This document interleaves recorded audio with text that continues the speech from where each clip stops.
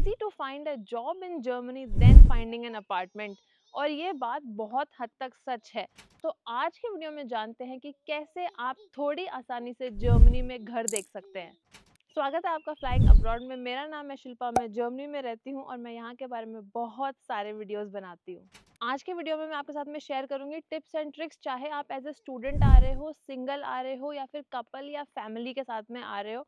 किस टाइप के घर होते हैं, कैसे आप उन्हें देख सकते हो और साथ में क्या ट्रिक्स आप अपनाओ जिससे कि आपको प्रायोरिटी मिले घर देखने में और मिलने में।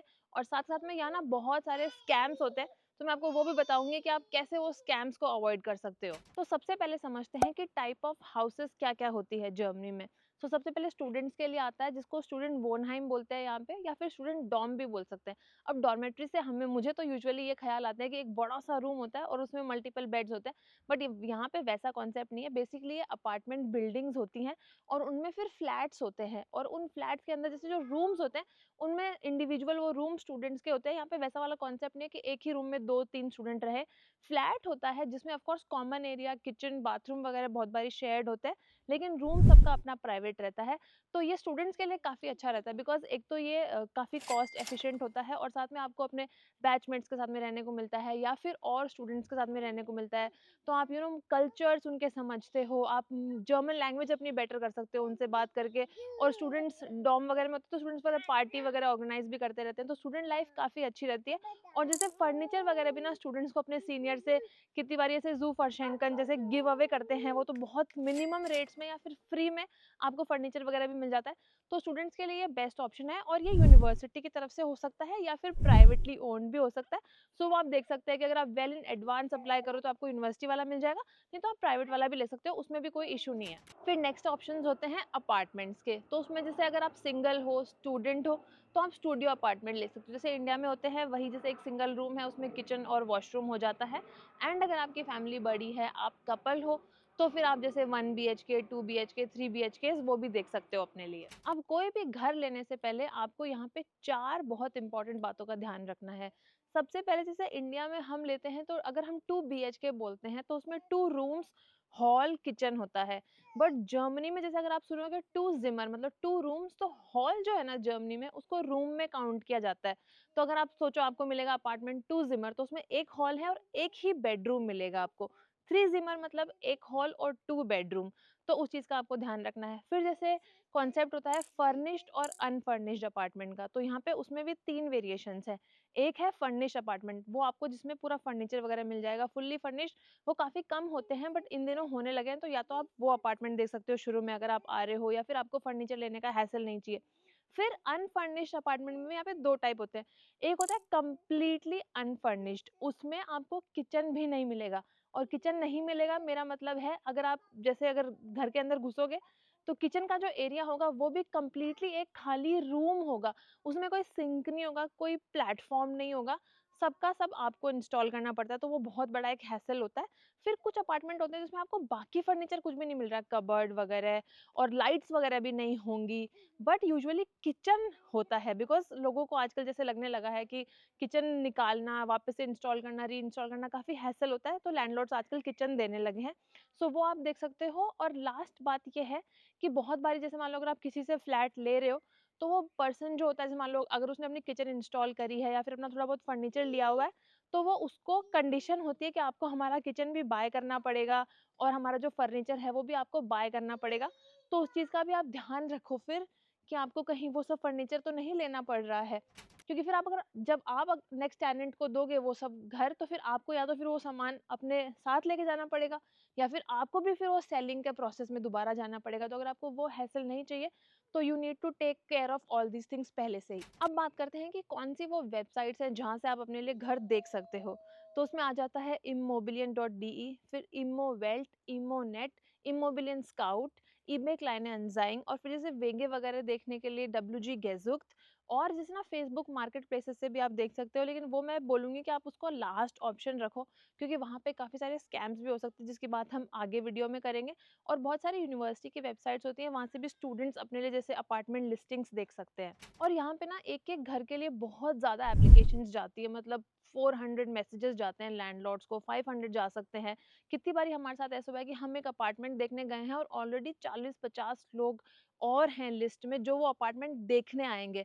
तो मतलब देखने के लिए इतनी लंबी लाइन, तो आप सोचो कि मतलब हंटिंग का जो फर्स्ट स्टेप है जहाँ पे लैंडलॉर्ड आपको रिस्पॉन्ड करता है, उसके तो बहुत ज़्यादा मैसेजेस जाते हैं। मोस्ट ऑफ द टाइम ऐसा हो सकता है कि लैंडलॉर्ड को आपका मैसेज ही ना मिले। तो इसलिए आप ये भी कर सकते हो कि मान लो आपने 1-2 महीने हो गए सर्च करते हुए, आपको कुछ भी रिस्पॉन्स नहीं आ रहा है कहीं से भी, तो आप ये वेबसाइट्स हैं इनमें से कुछ जैसे पेड वर्ज़न भी देती हैं, तो आप उनका पेड वर्ज़न ले सकते हो 1-2 महीने के लिए, तो उसमें क्या है आपका मैसेज फिर ऊपर जाएगा। लैंडलॉर्ड्स को भी लगता है कि इस पर्सन ने अगर पेड वर्ज़न ले रखा है तो ये ज़्यादा सीरियस है घर देखने के लिए, तो आपको प्रायोरिटी मिलेगी, वो आपका मैसेज उन तक पहुँचेगा। तो अगर आप जैसे मान लो ऑलरेडी जर्मनी में हो, तो आप अपना शुफा स्कोर भी ले सकते हो, जिससे अगेन लैंडलॉर्ड को एक एश्योरेंस मिलती है कि हाँ, you will be a good tenant, तो आपको प्रायोरिटी दे सकते हैं वहाँ पे। और शुफा क्या होता है? तो जैसे इंडिया में हमारे सिबिल स्कोर होता है ना कि हम जो क्रेडिट कार्ड्स वगैरह के ट्रांज़ैक्शंस होते हैं, वो हम टाइमली पेमेंट कर देते हैं, हमारा कुछ भी कहीं पे डिफ़ॉल्टर नहीं है। तो सेम यहाँ पे शुफा स्कोर होता है, जो जितना अगर आपने मतलब टाइमली पेमेंट्स किए हैं, उतना ही वो बेटर होता जाता है।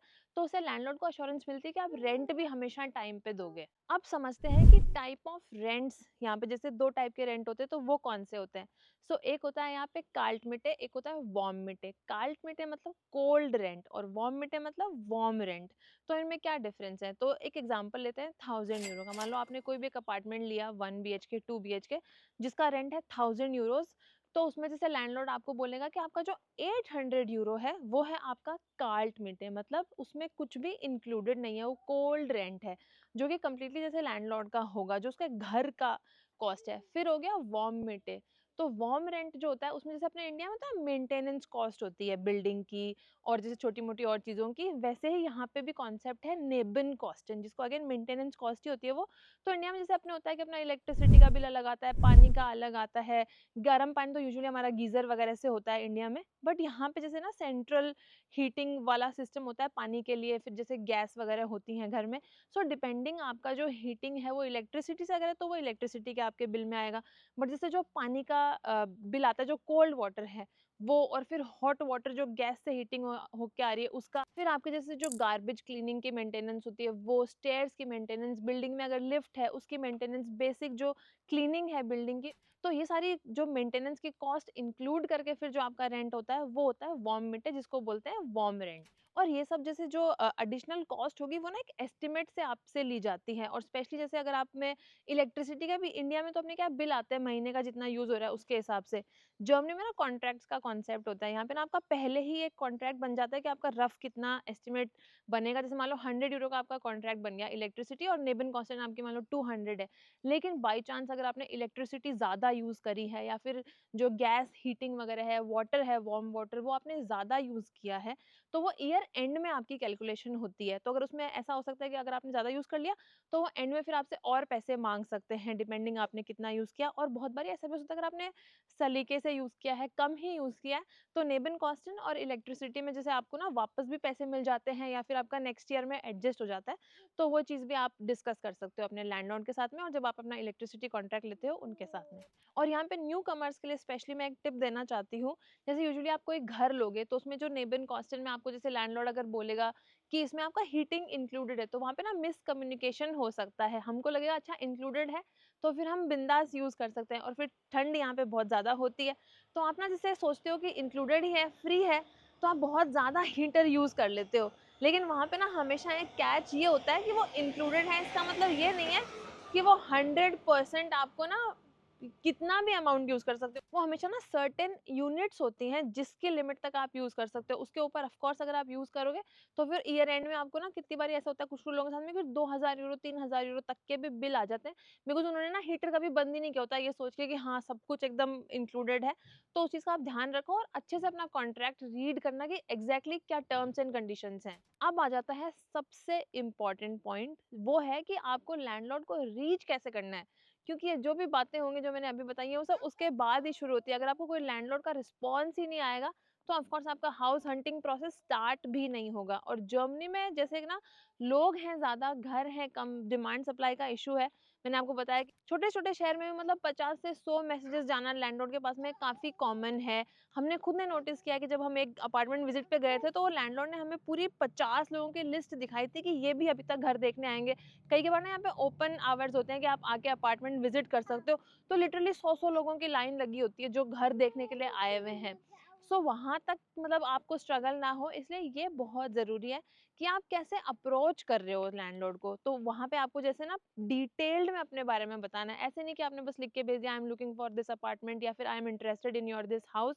नहीं, आपको अपनी पूरी ना डिटेल उनके साथ में शेयर करनी है। पूरा मैसेज लिखो आप उनको फॉर्मल वे में, और जैसे आप अपने ना फ़ोटोज़ वगैरह अटैच कर सकते हो कि वो देख लें कि आप कौन हो, और फिर अपना सैलरी वगैरह मेंशन कर दो कि आपकी इतनी हाउसहोल्ड इनकम है, आप इतने लोग हो फैमिली में, फिर आप पेट्स रखते हो कि नहीं, आप स्मोकिंग वगैरह करते हो कि नहीं, हाउस पार्टीज़ वगैरह करने में मतलब आप कितना फ्रीक्वेंटली करते हो और वो सब, क्योंकि ना उनको जैसे थोड़ा-सा यहाँ पे रूहे साइड का भी होता है, और दे वांट कि एकदम जैसे नीट एंड क्लीन एक गुड टेनेंट जाके उनके घर में रहे, जिनसे उनको ज़्यादा मतलब कंप्लेंट्स के इश्यू ना हो।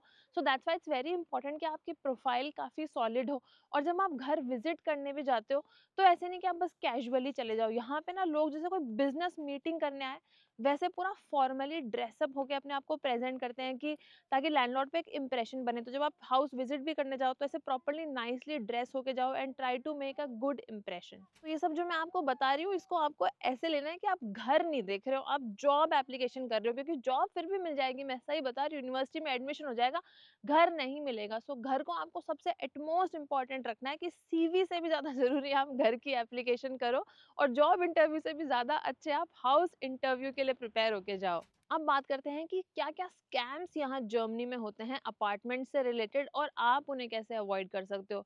सो सबसे बड़ा और कॉमन स्कैम है कि बहुत बारी ना कोई घर होता ही नहीं है और आप पैसे दे देते हो। तो यहाँ पे क्या होता है, मान लो आपने बहुत सारी वेबसाइट्स गो थ्रू कर रहे हो, आप आपको कोई अपार्टमेंट मिल नहीं रहा है, और वहीं पे वेबसाइट पे एक लिस्टिंग होगी जिसमें बहुत ही सुंदर सा एकदम अच्छा नया अपार्टमेंट की फोटोज वगैरह लगी होंगी, रेंट एकदम कम होगा, आपको लगेगा ये तो बहुत ही बढ़िया है। और फिर वो बोलते हैं कि मेरे पास ना अभी घर दिखाने का टाइम नहीं है, मैं तो 1 महीने बाद अवेलेबल हूँ, और आपको लगता है, हड़बड़ी होती है कि अरे यार ये निकल जाएगा तो। और बहुत बारी लोग ना ऐसे ऑफर दे देते हैं, हम भी एक बारी ऐसे करने वाले थे कि we can also just say yes for the house beforehand, क्योंकि हमें भी नहीं मिल रहा था। लेकिन फिर बाद में हमें लगा नहीं यार, ये मिस्टेक नहीं करनी चाहिए, और आप भी वो मिस्टेक नहीं करो। क्योंकि इन रियलिटी ये हो सकता है कि बहुत सारे लोग इस ट्रैप में फॉल कर जाते हैं, और वो घर कोई होता ही नहीं है। वो पर्सन बस आपसे पैसे ले लेता है, और उसके बाद में वो लिस्टिंग हट जाती है, और आपको मतलब कुछ भी आपके पास में तरीका नहीं होगा उनको रीच करने का। और बहुत बारी फिर ऐसे होता है कि कुछ लोग आपको बोलते हैं कि घर मैं आपको बाद में दिखा दूँगा, आप पहले ही जैसे फ़ोटोज़ वगैरह देख के यस कर दो। अगर आपने प्रॉपर कोई हाउस विज़िट नहीं किया है, या फिर आपके कोई फ्रेंड ने जाके एक प्रॉपर अपार्टमेंट नहीं देखा है, तब तक आप किसी भी घर के लिए यस मत बोलो। बहुत बारी वो आपको बोलते हैं कि कीज़ मैं आपको बाद में दे दूँगा। आप इस घर का मतलब आपने घर देख लिया, आपको एक फिज़िकल प्रॉपर्टी दिखा दी जाएगी, आपसे वो पैसे ले लेंगे, फिर बोलेंगे चाबी मैं आपको वाया पोस्ट भेज दूँगा या कुछ दिन बाद में दूँगा। वो भी आपको नहीं करना है। आप जब कॉन्ट्रैक्ट साइन करो, पैसे दो, तो उस दिन आपके साथ में मतलब चाबी भी आपको वो उसी दिन देनी चाहिए। इस चीज़ का भी आपको ध्यान रख। और फिर एक ये भी बहुत ज़रूरी है कि जैसे आप जब अपना घर का पेमेंट कर रहे हो, तो बहुत बारी आपको लैंडलॉर्ड या फिर जो भी पर्सन आपको घर दिखा रहा होगा, ये बोल सकता है कैश में पेमेंट कर दो। तो वो भी आपको नहीं करना है, आपको बैंक ट्रांसफ़र ही करना है, ताकि आपके पास में एक प्रूफ़ रहे कि आपने किसी को लीगली मतलब पैसे दिए हैं, वरना वो कैश लेके मतलब गायब हो सकते हैं, तो वो भी आपके साथ में स्कैम हो सकता है। और जैसे आपको ना अपना रेंट का भी ना प्रॉपर बैंक अकाउंट डिटेल्स आपको लैंडलॉर्ड की भी ले सकते हो आप, कि कौन लैंडलॉर्ड है, किसके बैंक में मेरा मतलब मंथली रेंट जाएगा, क्योंकि वो आपका ऑटो डिडक्ट पे सेट हो जाएगा। और अब बात करते हैं कि जो कॉन्ट्रैक्ट होते हैं उसकी टाइप ऑफ ड्यूरेशंस भी होती हैं। सो डिपेंडिंग कि जैसे आपका कॉन्ट्रैक्ट में क्या मेंशन्ड है, वो आप अपने लैंडलॉर्ड से डिस्कस कर सकते हो, और कॉन्ट्रैक्ट में भी पढ़ सकते हो। कुछ कॉन्ट्रैक्ट्स होंगे जिनमें ये होएगा कि आपको मिनिमम इस घर में 1 ईयर तक रहना है, कुछ में हो सकती है 2 इयर्स। कुछ लैंडलॉर्ड्स होंगे जो आपको बोलेंगे कि ऐसा कुछ भी नहीं है, कोई मिनिमम ड्यूरेशन की कंडीशन नहीं है। आप जो बस मेरा नोटिस पीरियड है जो 3 टू 6 मंथ्स हो सकता है, वो आप दो, एंड देन फिर मान लो आपको कोई सिटी मूव करनी है, आपको घर कहीं और अगर लेना है सेम सिटी में भी, तो वो सारी टर्म्स एंड कंडीशन आप उनसे डिस्कस कर सकते हो। तो उसके अकॉर्डिंग जैसे आपके फ्यूचर प्लान्स जो हैं उसके साथ में वो अलाइन हो रहा है कि नहीं हो रहा है, वो आप देख सकते हो। और जैसे जब आप घर छोड़ भी रहे हो, ये तो हो गया कि आप लेने से पहले क्या करो। जब आप घर छोड़ भी रहे हो, तो अगेन आपको मेक श्योर करना है कि जो हैंडओवर प्रोटोकॉल जो आपने शुरू में लिया था कि जो सारी चीज़ें मेंशन्ड होती हैं, वो सेम चीज़ों पे जब आप घर छोड़ रहे हो तो भी अगेन आपको सेम पेपर दिया जाएगा कि सारी चीज़ें सही हैं, आपने सब कुछ लैंडलॉर्ड को रिटर्न कर दिया है, कुछ भी डैमेज नहीं किया है घर में और कुछ भी आपसे एडिशनल कॉस्ट नहीं चार्ज की जाएगी।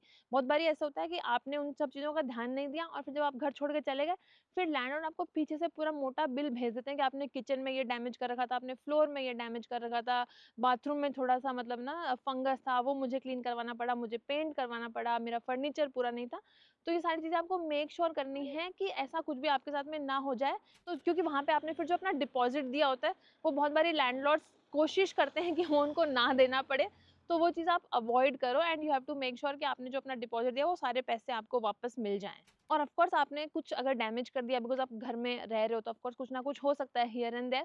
तो वो आप अपने लैंडलॉर्ड से डिस्कस करते हो कि या तो आप वो ठीक करवा के दे दो या फिर वो ठीक करवा लेंगे एंड उसका ऑफ कोर्स आप फिर आपको पे करना पड़ेगा। तो ये थी सारी टिप्स एंड ट्रिक्स जर्मनी में कैसे आप घर देख सकते हो, किन-किन चीज़ों का आपको ध्यान रखना है। आई होप ये वीडियो आपको हेल्पफुल लगा हो। हमारी भी पूरी जैसे हाउस हंटिंग की वीडियो की सीरीज़ है, वो भी आप देख सकते हो कि हमारा पर्सनल एक्सपीरियंस कैसा था घर ढूँढने का। और जैसे आपको जर्मनी के या फिर यूरोप के ट्रैवल और लाइफ़स्टाइल वीडियोज़ देखने हैं, तो आप हमारे vlogging channel flying abroad vlogs पे देख सकते हो। ये वीडियो अच्छा लगा तो आप इसको लाइक करना, चैनल को सब्सक्राइब नहीं किया तो please do subscribe to the channel and wish you all the best for your house hunting process in Germany. मैं मिलती हूँ अपने अगले वीडियो में, तब तक आप अपना ध्यान रखो। Bye and take care.